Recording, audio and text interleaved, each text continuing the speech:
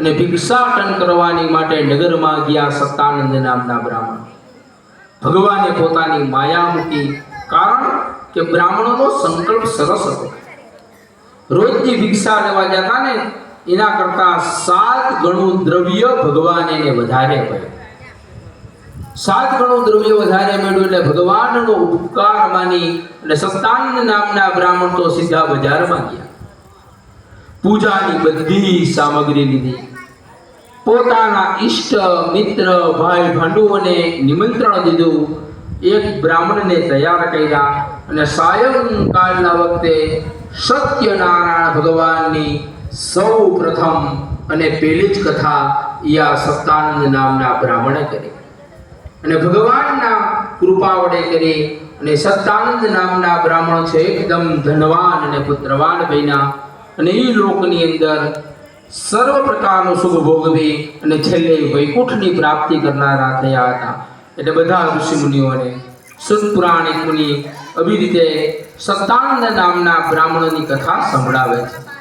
તો બધા ઋષિમુનિઓ 2 હાથ જોડીને કહે છે કે આ સત્તાનંદ નામના બ્રાહ્મણના પછી આ સત્યનારાયણ ભગવાનની બીજી કથા કોને કરી એ અમે સાંભળવાની ઈચ્છા રાખીએ છીએ.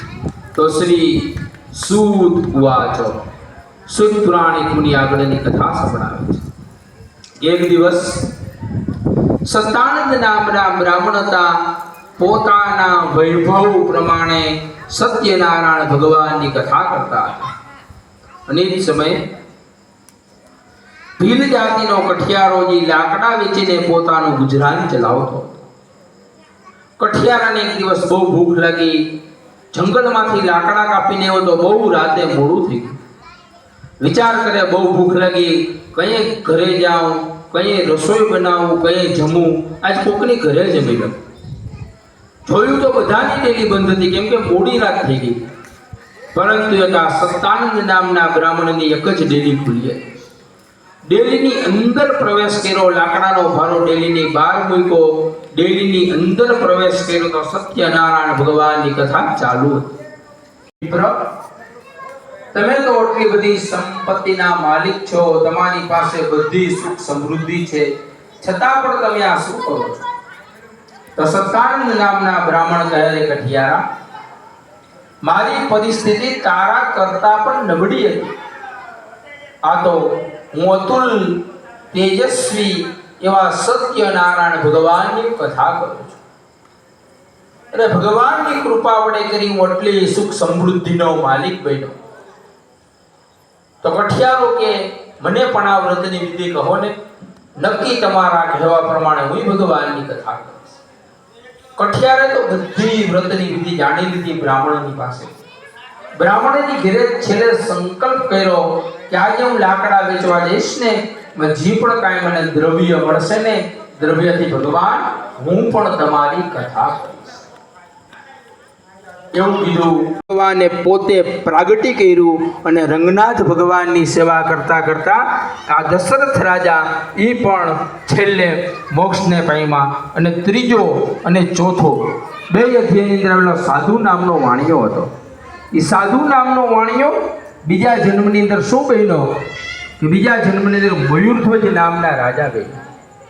એ જન્મમાં પણ ભગવાને એની કસોટી કરી. ભગવાન દંડી સન્યાસીનું રૂપ લઈને આવ્યા. રાજા વર્તી કે ભગવાન મારે દ્વારે પધાર્યા. ભગવાનની કથમાં જે માગો એ માગો એ આપો. ત્યારે સત્યુગ હતો એટલે ભગવાન એવું માગતા. ભગવાન કે કરવત લે, તારા દેહના 2 ફાળચા કર, જમણું અંગ મને દાનમાં દે. અને ભગવાન કેટલું કરવા છતાં પણ તારી એક મેં પાણીનું ટીપું ના નીકળવું છે. રાજાએ કરવત લીધી, પોતાના દેહના 2 ફાળચા કર્યા, જમણું અંગ ભગવાનને દાનમાં દીધું, પરંતુ ડાબા અંગની અંદર એક જ પાણીનું ટીપું નીકળ્યું. તોય ભગવાન કસોટી કરે કે આ દાન મારાથી ના લેવાય, તારી એકમાં પાણીનું ટીપું આવ્યું. તો ડાબું અંગ ભગવાનને જવાબ આપે કે તમે મારી પાસે જમણું અંગ દાનમાં માંગ્યું, જમણા અંગમાં પાણીનું ટીપું નથી. અરે ડાબું અંગ તો એટલા માટે રોવે કે મારું રાખીને તું શું કરીશ, મારું પણ કોકને તું દાન કરી દે. ત્યારે શંખ ચક્ર ગદા પદ્મમાં ધારણ કર્યા. રાજાને પાછો સજીવન કર્યો. રાજાને કીધું માગ, જે માગી બધું આપું. રાજા કે બસ પ્રભુ માગું તો એટલું કે કળિયુગની અંદર બી કોઈની કસોટી ના કરતા, અને છેલ્લે જન્મમાં પણ ભગવાન એને મોક્ષ આપ્યો. અને છેલ્લા અધ્યાયની અંદર આવેલા જે તુંગધજ નામના રાજા હતા એ બીજા જન્મની અંદર શું બન્યા? બીજા જન્મની અંદર બન્યા સ્વયંભૂ નામના મનુ બન્યા. સ્વયંભૂ, સ્વયં એટલે પોતે, અને ભૂ એટલે પ્રગટ થવું. પોતે પ્રગટ થયેલા મનુ નામના ભગવાન કે જેને મનુસ્મૃતિ નામના આખા ગ્રંથની મનુ ભગવાને રચના કરી, અને હરિયે નમઃ મંત્રનો જપ કરતા કરતા આ મનુ ભગવાન એ પણ છેલ્લે મોક્ષને પામ્યા. ઇતિ શ્રી સ્કંદ પુરાણે ખંડે સત્યનારાયણ કથાયામ પંચમોધ્યાય. બોલો શ્રી ગોરાજ કી જય. સત્યનારાયણ દેવાની અચ્યુતામ કેશવમ શ્રી રામ નારાયણમ શ્રી કૃષ્ણ દામોદરમ શ્રી વાસુદેવમ હરે શ્રીધરમ માધવમ શ્રી ગોપીનાથ વલ્લભમ શ્રી જાનકી નાયકમ શ્રી રામ